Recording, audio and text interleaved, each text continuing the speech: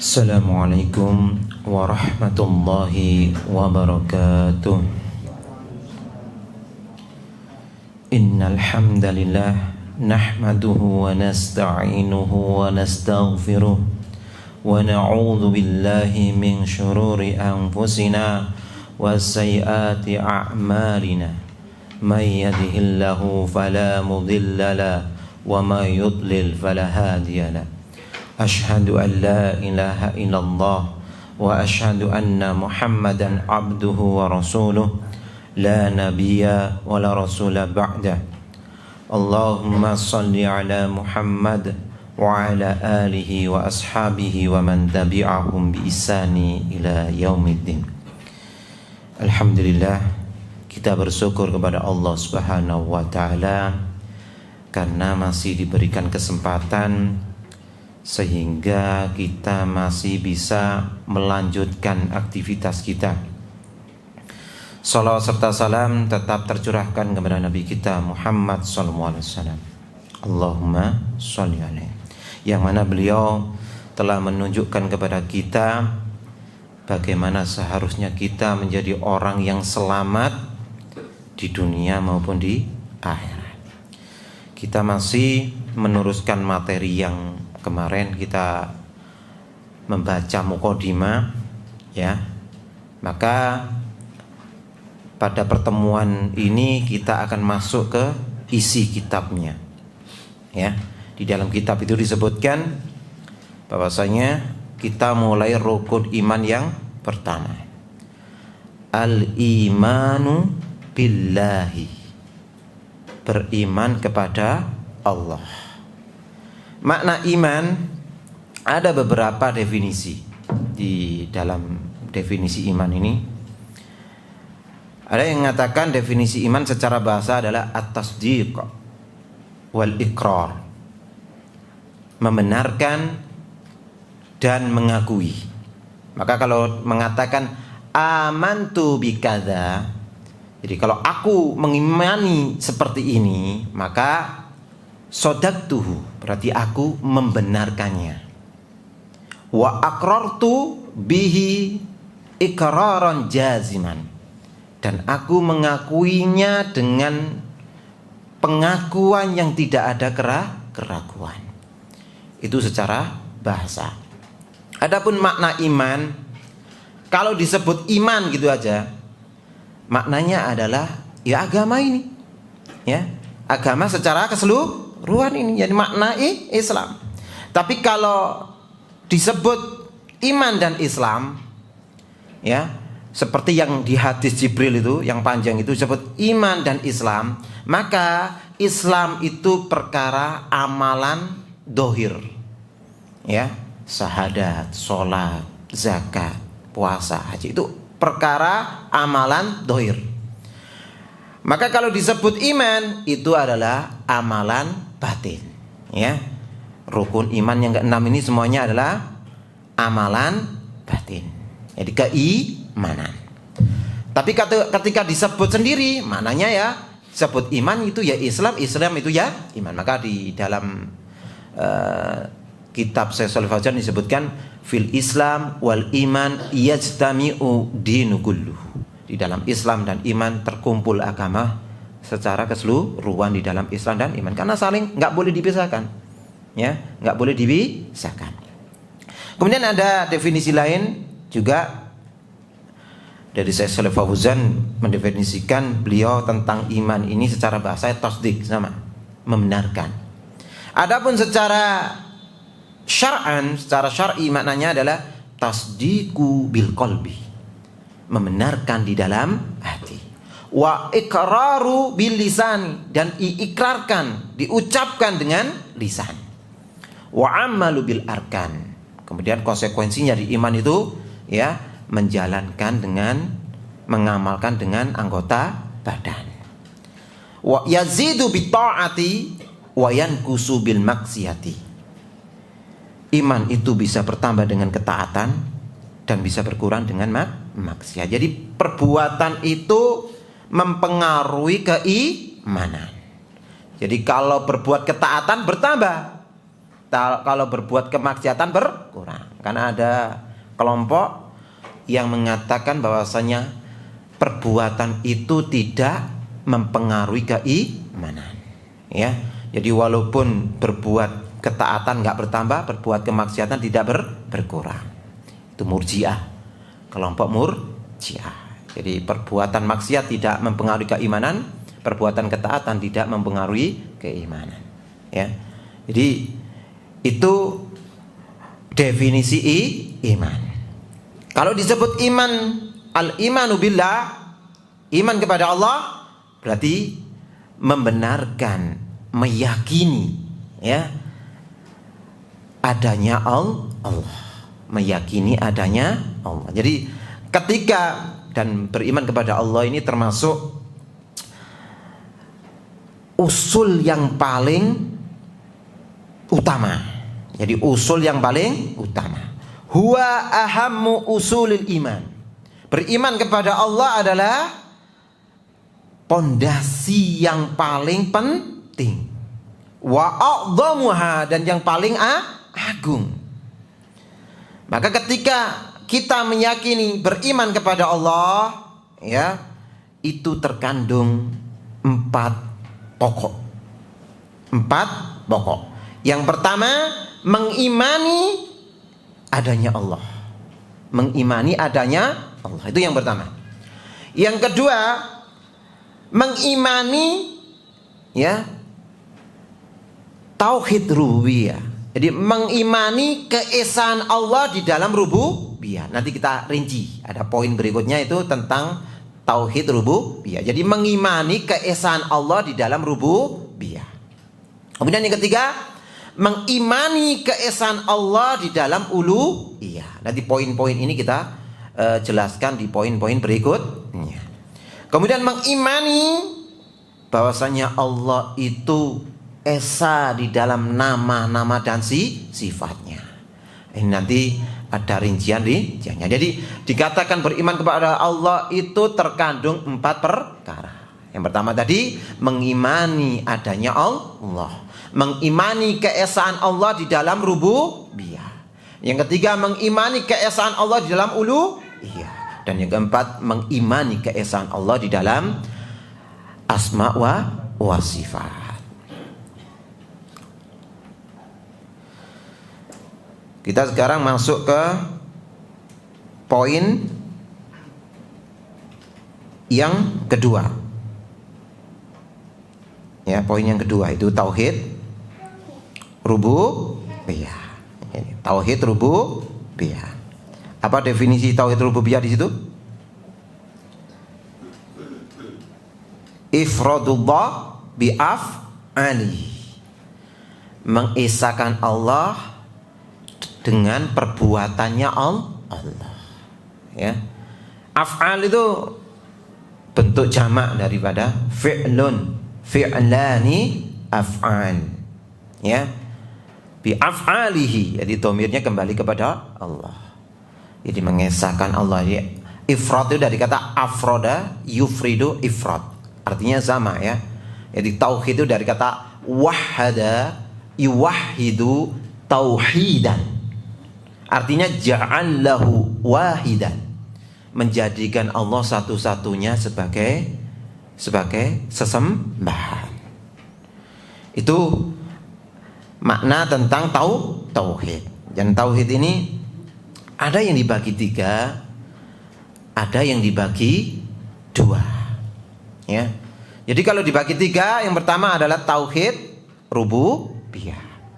Kemudian yang kedua adalah tauhid uluhiyah. Dan yang ketiga adalah tauhid asma wa sifat. Ada yang dibagi 2. Kalau dibagi 2 adalah, yang pertama adalah tauhid ilmun, ya, ilmiyun i'tiqadiyun.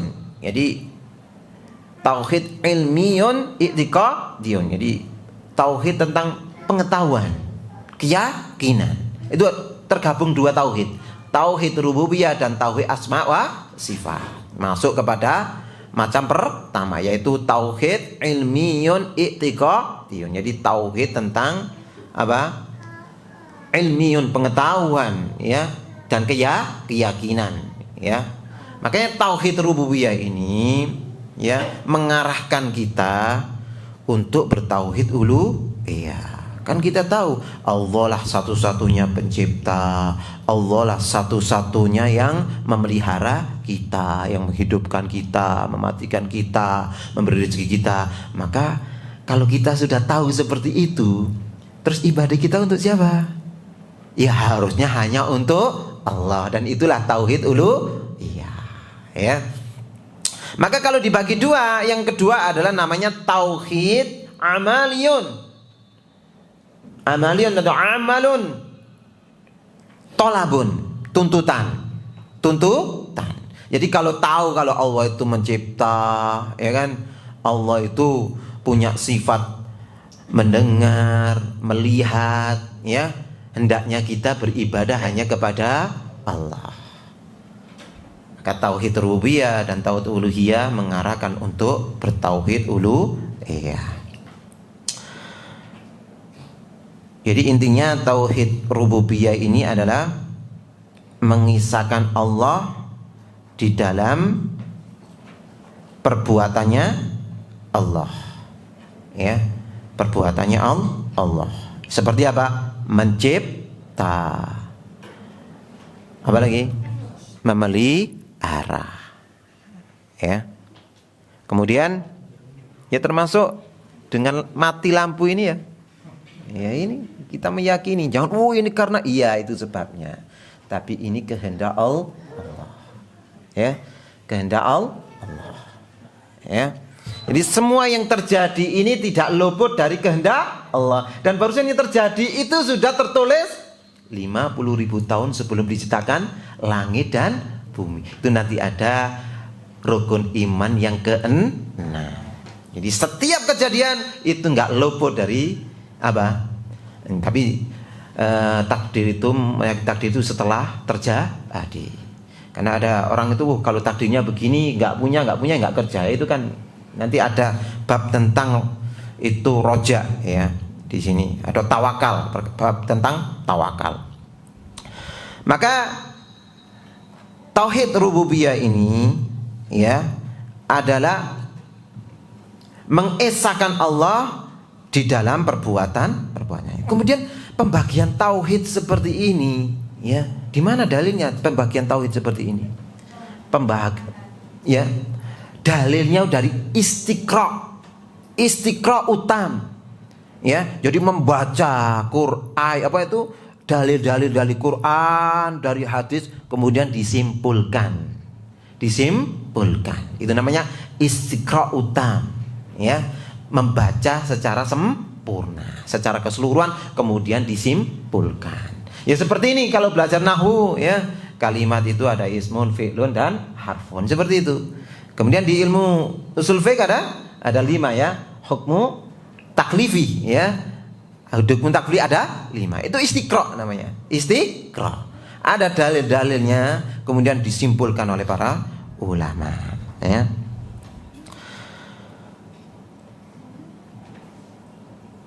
Kemudian yang poin kedua apa? Tauhid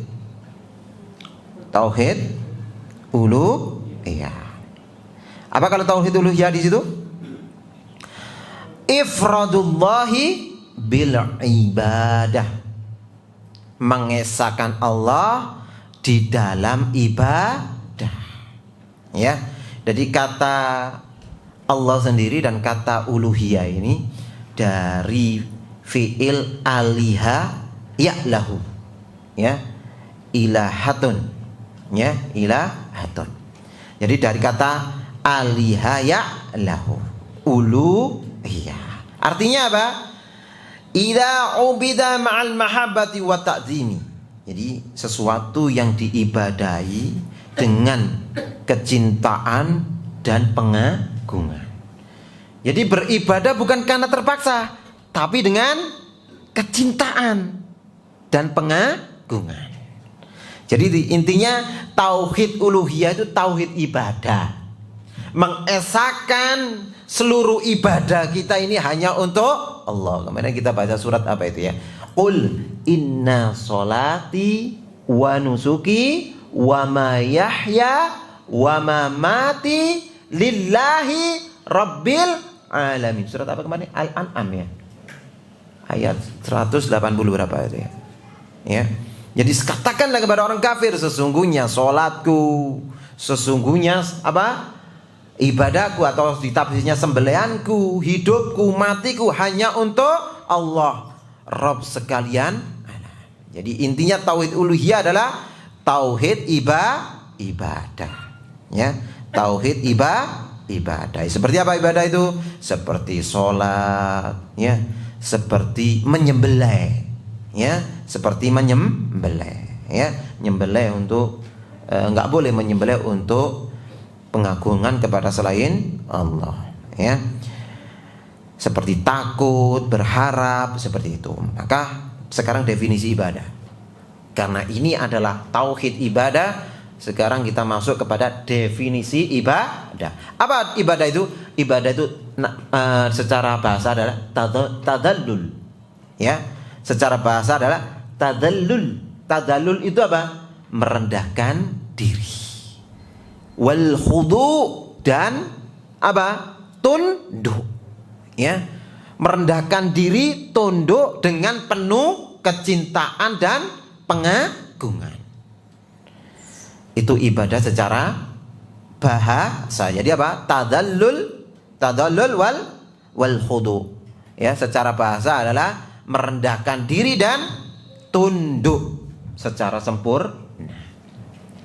Itu secara bahasa. Adapun secara istilah atau secara syar'i, ibadah adalah ismun jami'un likulli ma yuhibbullahu wa yardahu minal aqwali wa af'ali adh-dhahirati wal batinati. Ya, Pak? Ismun jami'un likulli ma yuhibbullahu wa yardahu minal aqwali wal af'ali adh-dhahirati wal batinati. Maknanya apa? Segala sesuatu yang dicintai Allah, yang diridhoi Allah, baik dari perkataan maupun perbuatan, yang nampak maupun yang tersembunyi, itulah ibadah. Walaupun ada definisi-definisi yang lainnya.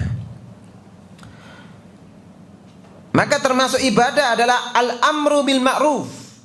Termasuk ibadah adalah memperintahkan kepada yang ma'ruf, wa nahyu anil munkar, dan mencegah dari kemungkaran, wa tasdiq, dan membenarkan, ya, kabar-kabar apa yang dari Allah dan Rasulnya, was salat, dan salat, wa dabhu, menyembelih, wal khauf, takut. Ya, nanti kita rinci takut macam-macamnya, ya, takut dan macamnya. Wal mahabbah, dan kecintaan, nanti juga kita bagi kecintaan dengan macam-macam. Wa ghairu dzalika min anwa'il ibadah, dan itulah macam-macam ibadah. Wa man sarrafa syai'an min anwa'il ibadati fa huwa musyrikun. Maka siapa yang mengalihkan ibadah-ibadah tadi kepada selain Allah, maka dia telah berbuat syirik, ya, dia telah melakukan kesyirikan, karena ibadah hanya untuk Allah, ya. Maka ada yang ditakuti Rasulullah itu apa? Ya, syirik kecil, ya. Di dalam hadis, sesuatu yang aku khawatirkan, ya, yang aku takuti, ya, yaitu syirkul asghar. Itu apa? Riya, sum'ah, itu ya. Nah, itu kita, seperti kita pun bisa jatuh, ya, bisa jatuh seperti itu. Makanya harus apa, kita ini sering belajar, sering majelis ilmu. Kemudian dalil tentang tauhid uluhiyah ini, ya, maka disebutkan di dalam syarah dari kitab yang kita pelajari ini, disebutkan oleh Dr.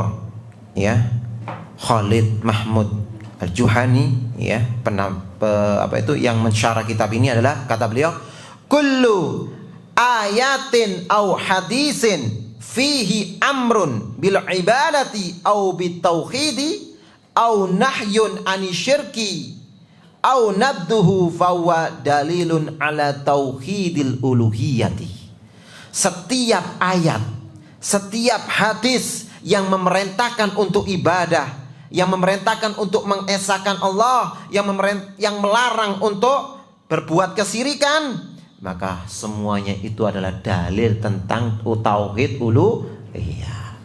Ya, dan disebutkan di dalam surat Al-Baqarah ayat 21, Allah mengatakan, ya ayyuhan nasu u'budu rabbakumul ladzi khalaqakum walladzina min qablikum la'allakum tattaqun.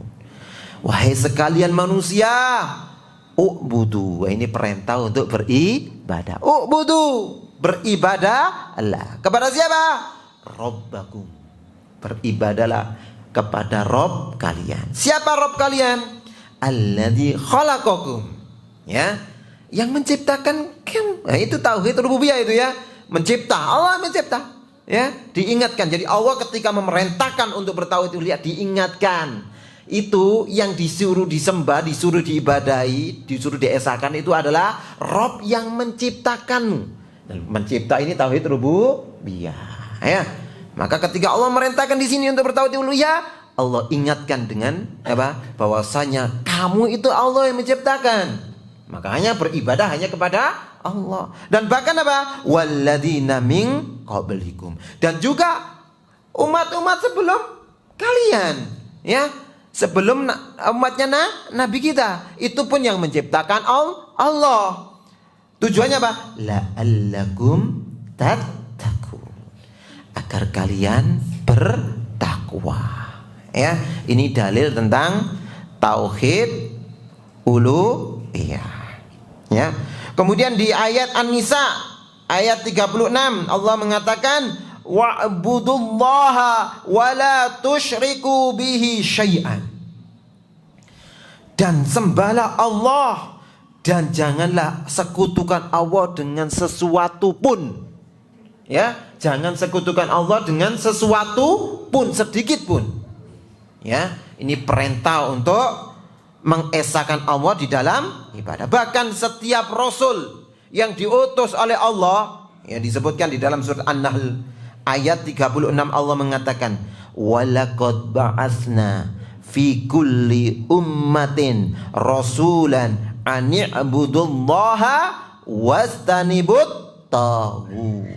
Ya, dan telah kami utus setiap umat itu seorang rasul. Tujuannya apa sih diutus Rasul? Agar mengatakan kepada kaumnya, u'budullaha, sembahlah Allah saja. Wajtanibut taghut, dan jauhilah taghut. Apa taghut itu? Apa definisi taghut? Kullu ma ubida min dunillah. Setiap yang diibadahi selain Allah itulah taghut. Setiap yang ditaati, yang diibadahi selain Allah itu taghut. Ya. Dan juga hikmah, ya, tujuan diciptakan kita ini, kita dan jin itu tujuannya itu apa? Untuk beribadah kepada Allah. Ya, di dalam surat Ad-Dariyat 56. Wa ma khalaqatul jinna wal insa illa liya'budun. Ya, liya'buduni, ya.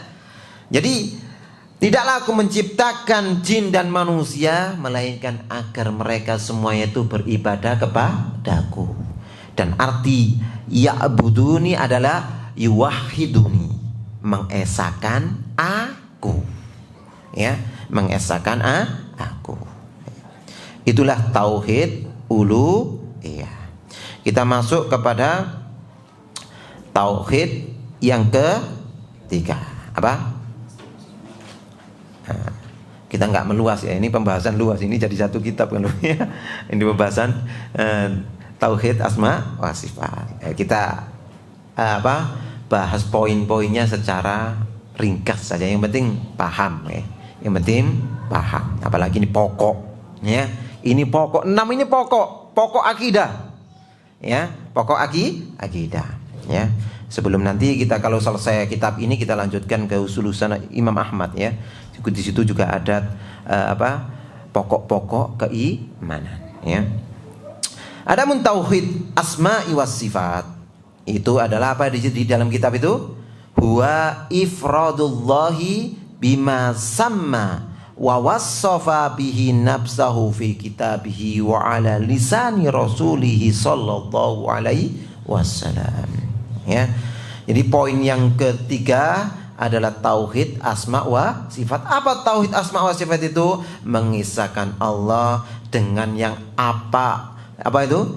Yang Allah ya, yang Allah namai dan Allah sifati untuk zatnya Allah sendiri. Yang Allah namai, yang Allah sifati, dan yang Rasul namai dan yang Rasul sifati. Ya, kita tetapkan. Itu ada kaidahnya nanti, ya. Ada kaidahnya nanti di poin berikutnya. Ada kaidahnya berkaitan dengan ya. Jadi kalau ditetapkan oleh Allah berarti di dalam Al-Qur'an. Kalau ditetapkan oleh Rasul berarti di dalam hadis yang sahih. Ya, hadis yang sahih. Maka disebutkan di sini ayyajibu 'alal 'abdi ifradullahi bi asma'i wa sifati alladhi ikhtassa bihi nafsahu subhanahu wa ta'ala fil Qur'anil azim wa la yusyriku ma'ahu ahadan biha.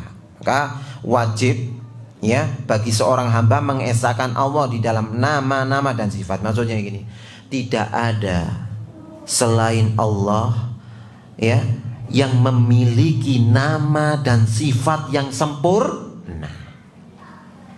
Contoh aja nama ya. Nama cinta. Contoh aja kita berikan contoh orang ya. Namanya Pak Sabar.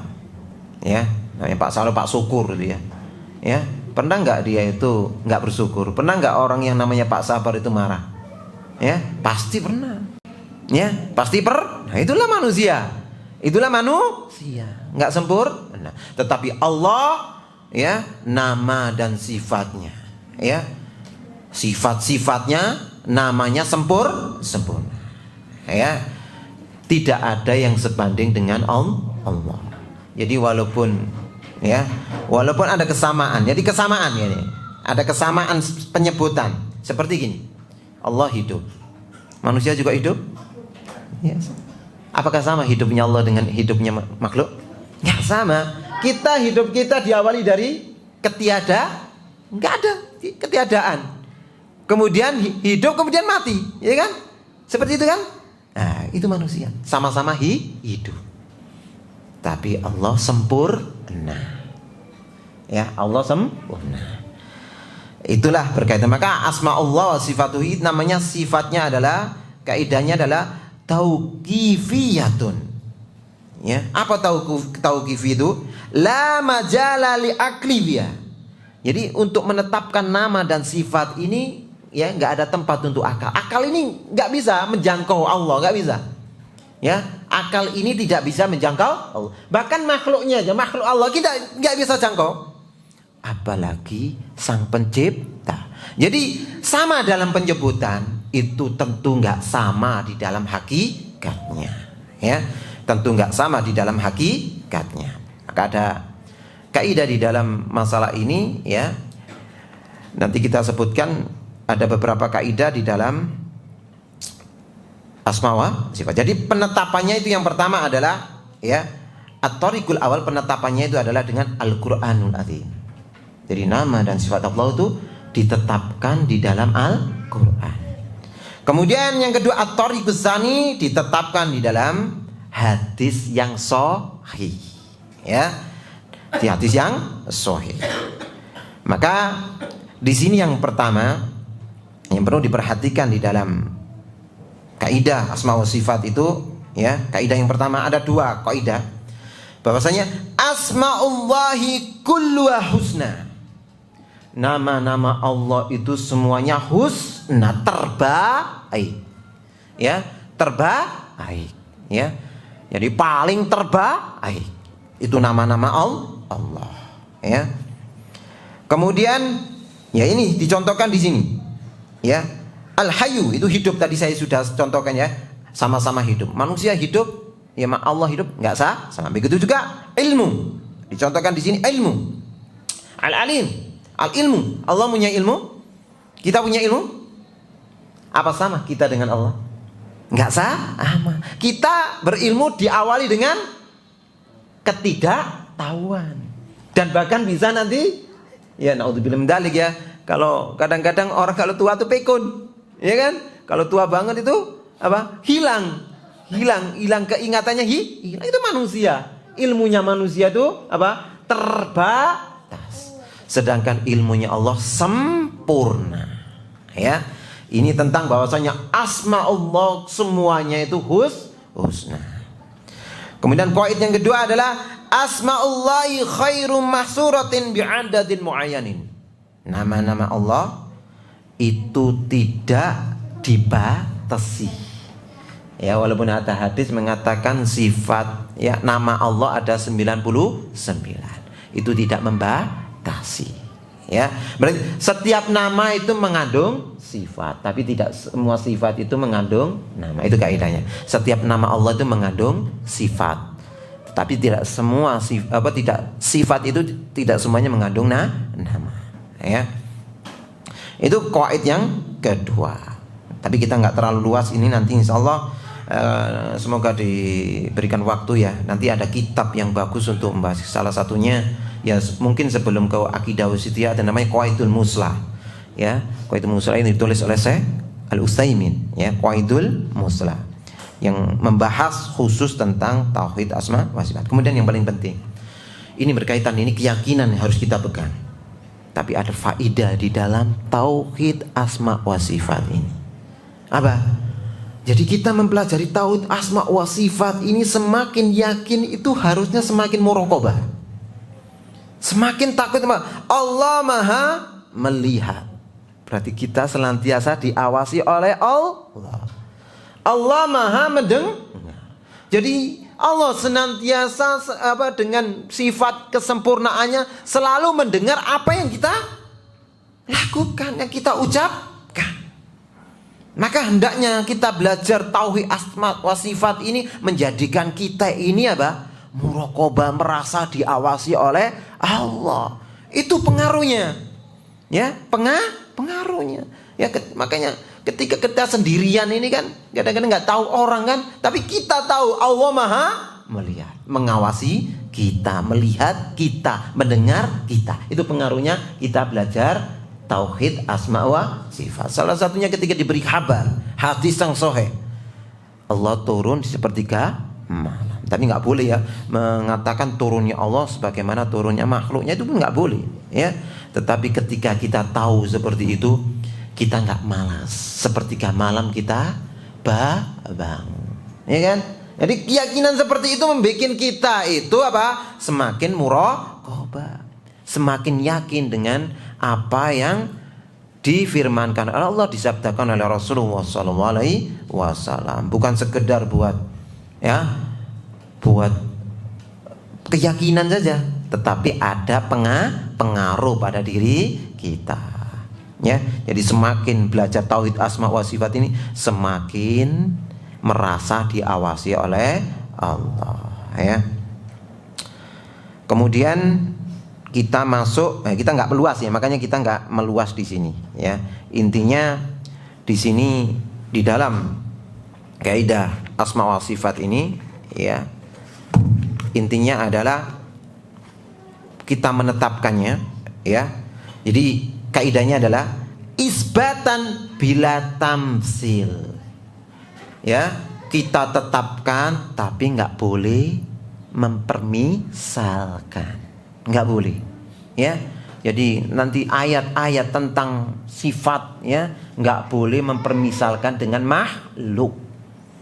Itu isbatan bila tamsilin, ya, watanzihan bila ta'tilin, dan mensucikan tanpa mentiadakan makna.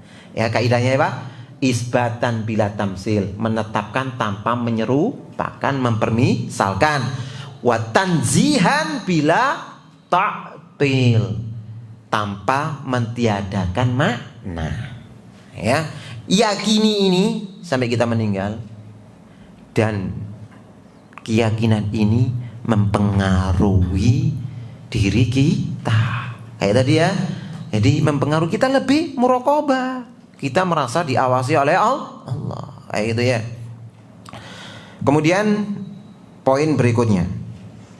Masih tetap sifat ya. Ini kalau tadi asma wa sifat, sekarang kita fokus ke sifat. Di poin yang keempat, adzabitur rabi'u. Poin yang keempat, al-imanu bi sifatillahi min ghairi tahrifin wala ta'wilin wala tashbihin wala takyifin. Ini kaidah di dalam sifat. Kaidah dalam sifat, menetapkan. Ya, tetapkan ya. Ya, menetapkan tanpa tahrif, merubah makna. Tahrif itu merubah makna. Wala ta'wilin, tanpa mengalihkan makna yang benar dialihkan dengan makna yang salah. Itu ta'wil. Kemudian apa? Tashbih, tanpa menyerupakan. Tanpa menyerupakan, ya. Wala takyif, bahkan jangankan menyerupakan, bagaimanapun nggak tahu, ada terbaik, bagaimana itu nggak boleh. Udah imani saja, tanpa harus merubah, mentiadakan, merubah makna, ya, tanpa menyerupakan, tanpa membagaimanakan. Udah imani saja. Kita beriman kepada Allah ini al-imanu bil ghaib, beriman kepada zat yang ghaib, tapi seakan-akan beriman kepada yang zahir, ya. Kemudian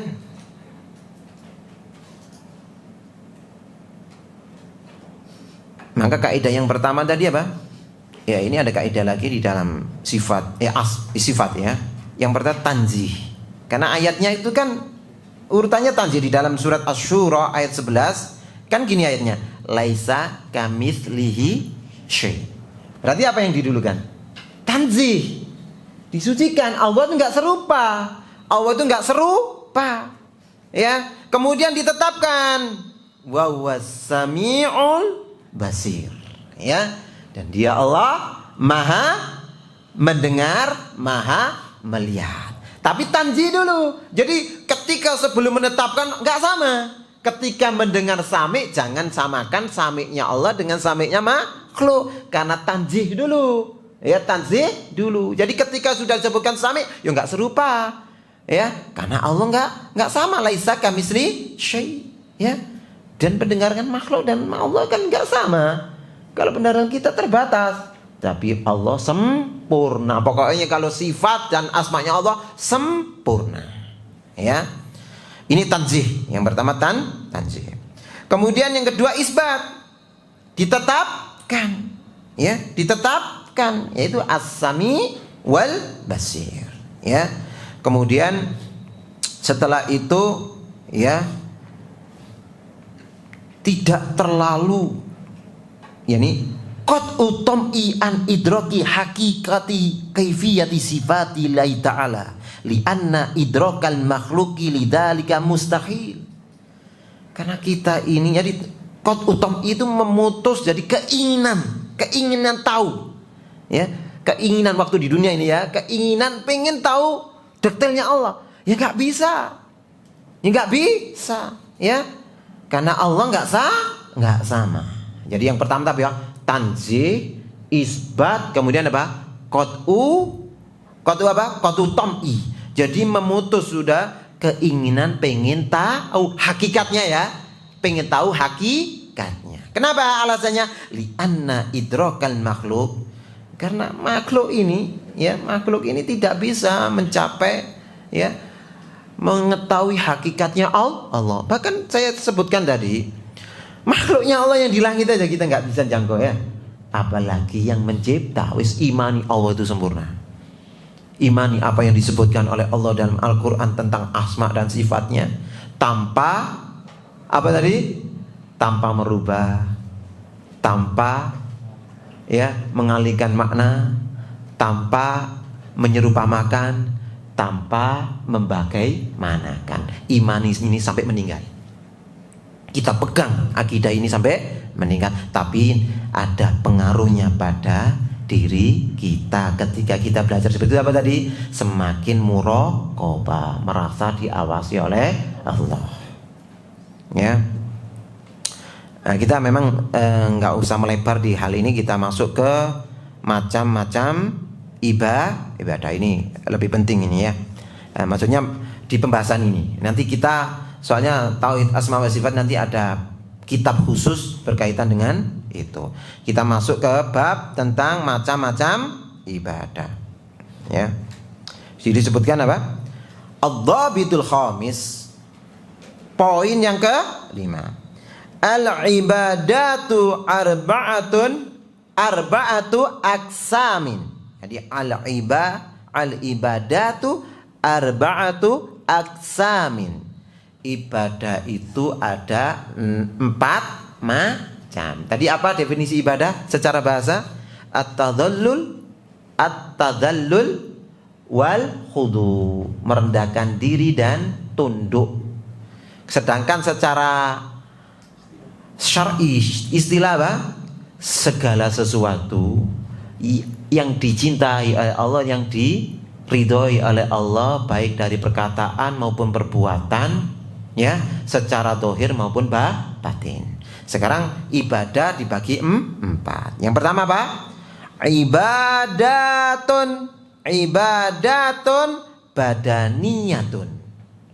Ibadah yang berkaitan dengan badan. Apa contohnya ibadah yang badan? Ya. Contohnya ibadah badan apa? Ya, seperti sholat, gerakan ya. Itu kan ya dengan badan ya, dengan badan ya. Kemudian kalau ibadah yang berapa itu? Jadi yang tadi apa? Yang badan seperti sholat, tawaf, puasa, haji, jihad, silaturahmi dan semisalnya, itu badan. Itu badan. Kemudian yang kedua apa? Ibadatu ya, qauliyatun ya, ibadah perkataan. Seperti apa contohnya?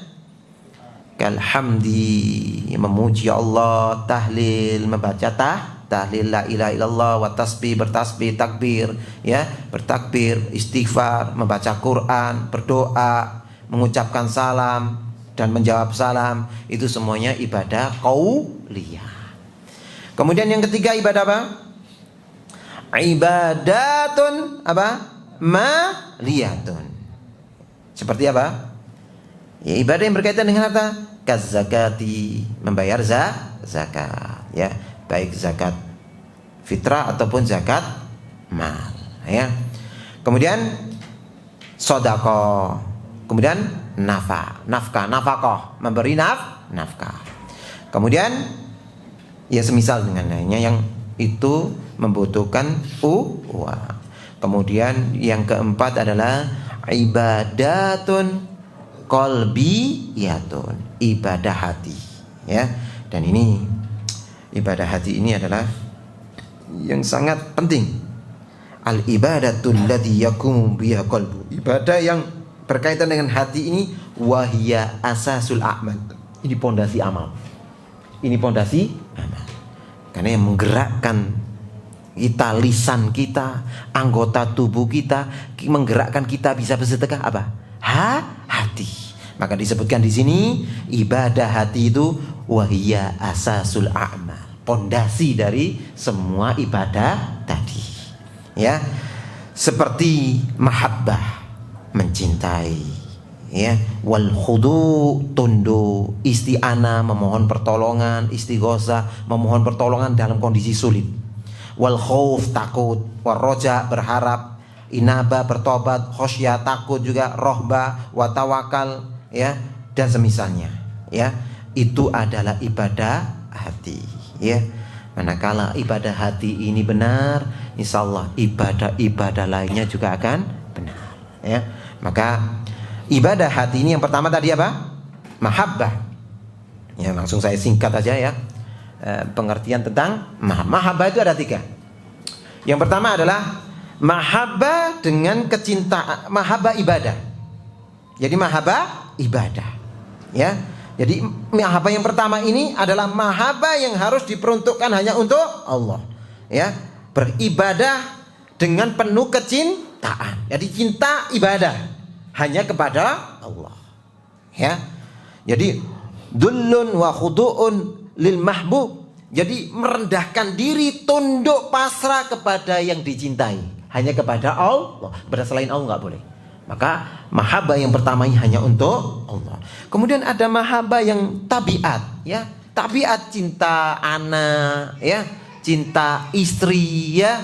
Ini tabiat. Tapi jangan sampai cinta harta, cinta anak ini yang cinta yang wajar ya. Tapi jangan sampai kecintaan kepada hal seperti ini melalaikan kepada Allah. Juga ada ancamannya di dalam surat At-Taubah ayat 24 Allah mengatakan, "Qul in kana aba'ukum wa abna'ukum wa ikhwanukum wa azwajukum wa ashiratukum wa amwaluf taraftumuha wa tijaratun tahshawna kasadaha wa masakinu tardawnaha ahabba ilaikum minallahi wa rasulihi wa jihadin fi sabilihi fatarabbasu hatta ya'tiyallahu bi amrihi wallahu la yahdil qaumal fasiqin." Ya, maka katakanlah, ya, in kana aba'ukum, jika bapak-bapak mereka, anak-anak mereka, saudara-saudara mereka, istri-istri mereka, ya, keluarga-keluarga mereka, harta yang mereka usahakan, kemudian perdagangan yang mereka khawatirkan kerugiannya, dan rumah yang ia sukai, ahabba ilaikum minallah, lebih kamu cintai daripada mencintai Allah dan Rasulnya dan jihad di jalan Allah. Maka apa kata Allah? Fatarabbasu, maka tunggulah hatta ya'tiyallahu bi amri, sampai Allah menetapkan sebuah perkara. Ya, wallahu la yahdil qaumal fasikin. Allah tidak memberikan petunjuk kepada orang-orang yang fasik. Jadi cinta tabiat ini kalau sampai melalaikan, ya, mengingat Allah, maka yang aksinya mubah aja, hanya mubah, bisa menjadi sesuatu yang terlarang. Kemudian cinta yang ketiga adalah, ya, cinta yang haram.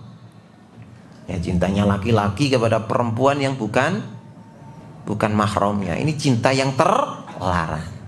Apapun bentuk istilahnya, ya. Maka ada istilah-istilah itu yang menipu. Ya, seperti riba bunga, itu kan. Bunga kan sesuatu yang indah, yang wangi, itu kan. Nah, maka kadang-kadang di berita itu sepasang kekasih. Loh, kekasih gimana? Kekasih kan indah ya.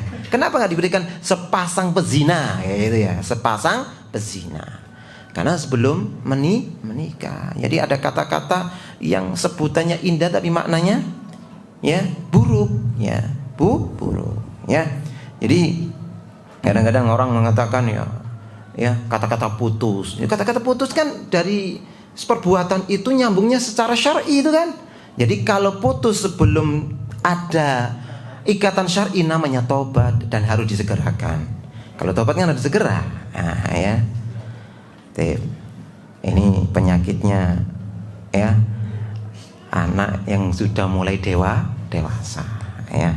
Hati-hati ya. Habis waktu ya. Ya, alhamdulillah, itu tadi berkaitan dengan apa? Ibadah. Ibadah tadi apa? Berapa macam? Ada 4. Yang pertama ibadah badan. Yang kedua ibadah ucapan dengan lisan. Kemudian apa? Ibadah harta. Dan yang paling penting apa? Ibadah hati. Karena hati ini ketika ada hatinya baik, ini semua yang akan mengarahkan kepada ibadah qaul, ibadah badan, dan mengarahkan menyimbangkan hartanya. Semoga yang sedikit ini bermanfaat ya. Kita nanti masuk ke tawasul ya di pekan. Jadi poin yang pertama atau rukun iman yang pertama ini kita bahas 2 pertemuan. Jadi kita nanti di pekan yang akan datang, pertemuan yang berikutnya adalah membahas tentang tawasul dan tentang pokok-pokok kesyirikan. Ada 9 itu ya. Nanti insya Allah kita akan bahas di pekan berikutnya. Semoga bermanfaat ya. Kita tutup ya dengan doa kafaratif. Subhanakallahumma wa bihamdika asyhadu an la ilaha illa anta astaghfiruka wa atubu ilaik. Wa assalamualaikum warahmatullahi wabarakatuh.